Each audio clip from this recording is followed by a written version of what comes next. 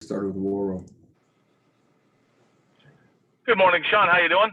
Good. How are you? Good. Let's get right at it. So, are we seeing a changing of the guard in the AFC East? We're focused on one game right now. John, appreciate that. We're focused on one game. We're in October, late October, early November, and that's really what we're focused on right now.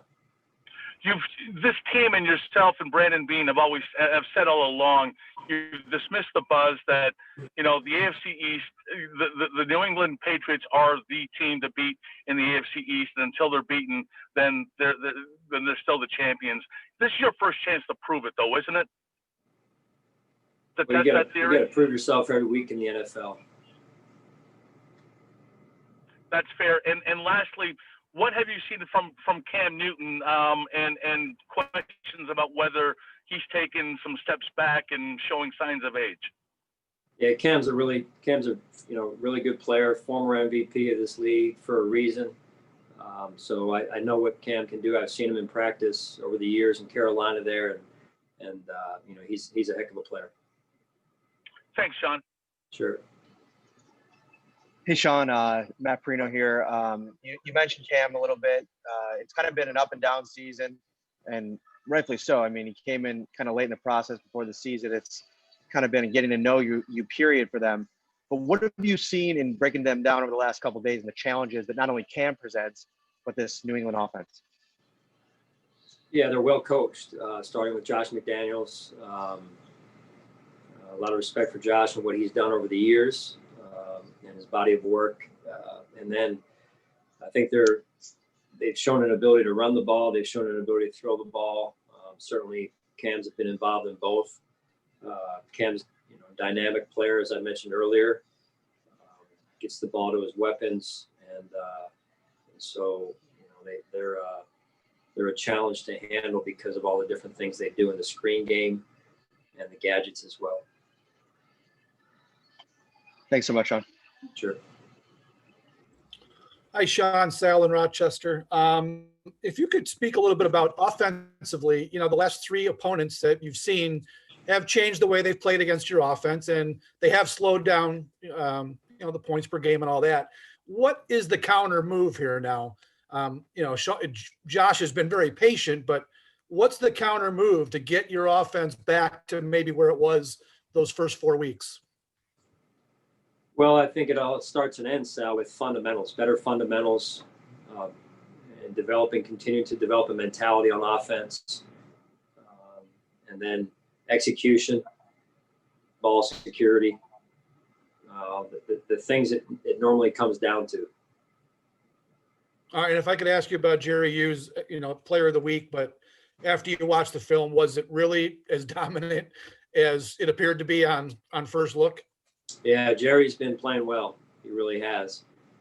When you watch him week in and week out, I've had a chance to just see how he's played this year, and he finally, to me, reaped the fruits of his labor and got the production with it. So very good effort, very good discipline, consistency throughout the game, attention to detail, and then he capped the game off at the end there for us. Okay, thanks, Sean. Sure. Hey, Sean, Thad Brown. Can you update the status of John Brown, Cody Ford, and Josh Norman for today? Yeah, John Brown, he'll be good to go today at practice. Cody Ford will not practice, and then Josh Norman would be the same. Same as Ford, I assume? Okay. Correct. And then to Sal's point, in terms of unlocking, or allowing this offense to unlock what teams have been doing against you, how can John Brown be a helpful piece when it comes to that? Yeah, if he just comes in and does his job more than anything. There's 11 guys on the field, and John being one of them. We've got to continue to grow our offense, and John's been a big piece of it for us so far. Listening to your answers on these two questions about it, is this something that there's no one silver bullet for it when it comes to improving the offense? It's got to be, multiple things getting better. Yes. Yeah. You said it. It's multiple pieces, starting with fundamentals, mentality, and then it goes from there. Thanks, Sean. Sure.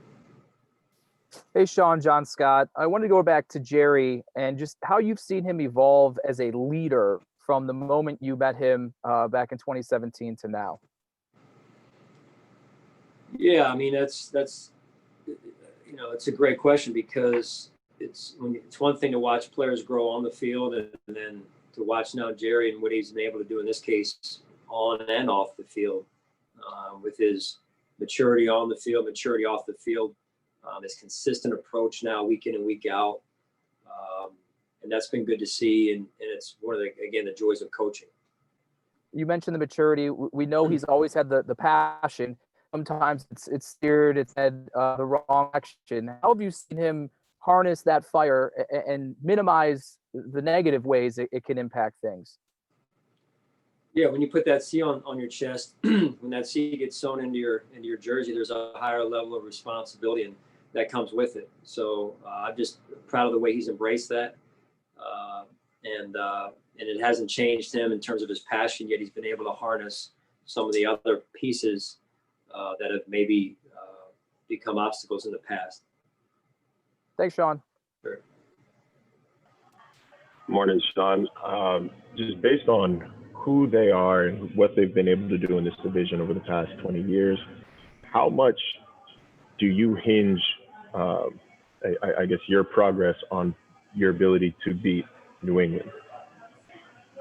Yeah, we're just focused on becoming a better football team. We've got a lot of work to do, Marcel, and starts with fundamentals and continues on down the line, as you heard me talk about earlier. Sometimes the result is a result of the process, really, and the work we put in, and us growing as a football team. So that's kind of a very good football team, reigning division champ for many years, and coached by one of the, if not the best coach in the NFL, in the history of the NFL. So we certainly have a lot of respect for them, both internally and then what they do on the field as well.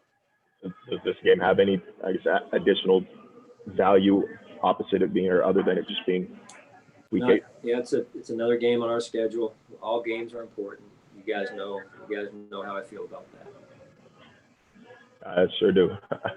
Thanks, Sean. Sure.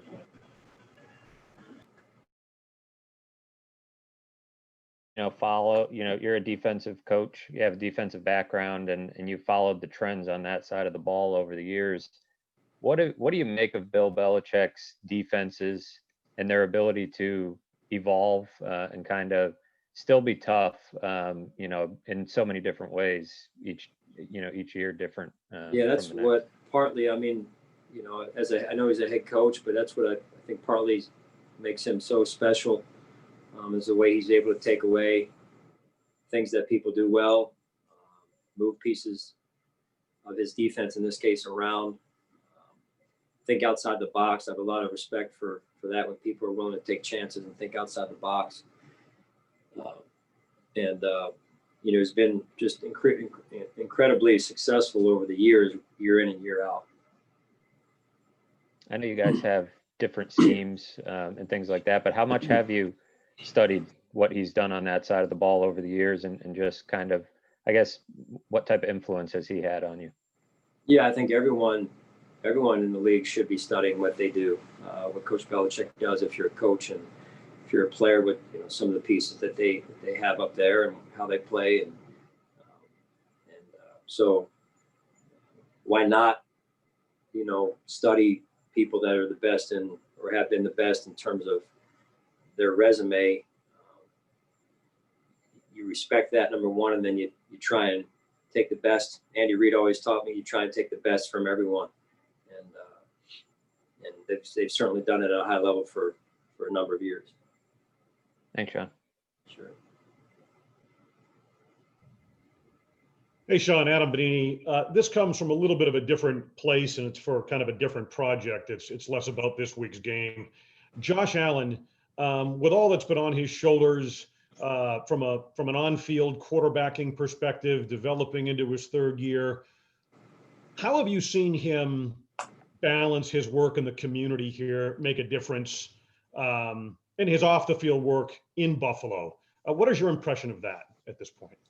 Well, as I mentioned before, Adam, I feel like he's a great fit for Buffalo. We felt that going through the draft process. Terry, Kim, Brandon, myself, all felt that way about Josh then, and it's been a pleasure to get to know him better myself, and then for him to reveal himself to our community and the fans in Western New York and then all over the world. I mean, he's a high character young man with a bright future, and it's just been fun to watch him grow through now 2.5 years, and excited for what the future has for him both on and off the field. Thank you. Sure. All right, we're going to transition into New England's media. Hi, Sean. Andrew Callahan for the Boston Herald here. I'm wondering, when you look back on your Carolina days, do you have a favorite behind-the-scenes memory or time that you shared with Cam? Well, there were a lot. I mean, he's certainly a great player on the field. I think people don't always know who he is off the field, and they wonder. And Cam and I, our relationship goes back a long time, and he's a real joy to be around. The pleasure of a young man, just in terms of the way he handles himself, with all the attention he's gotten over the years. He was always very, very respectful of me and very kind to me and my family, and I'll never forget that. I'll always remember that. And I think my young kids will as well. I could follow up really quickly. Back in late June when he signs with New England and you heard that news, what was your first thought about how they might mesh together? Yeah, I figured, I thought it would be a good marriage. Cam's been to, the promised land in terms of what we can do in this business, in terms of the level of his play. And with the coaching staff they have there, I figured that it would be a very good marriage. Thank you. Sure.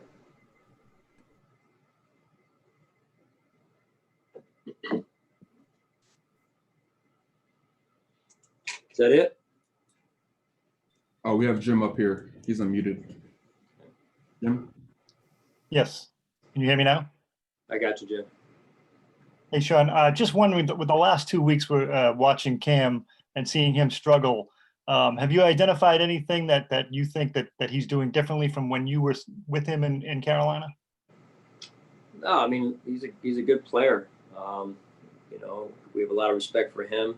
Like I said, he's the former MVP of the league for a reason. So we know full well what he's capable of.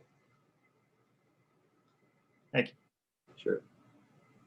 All right, that's all for today. All right, thanks, guys.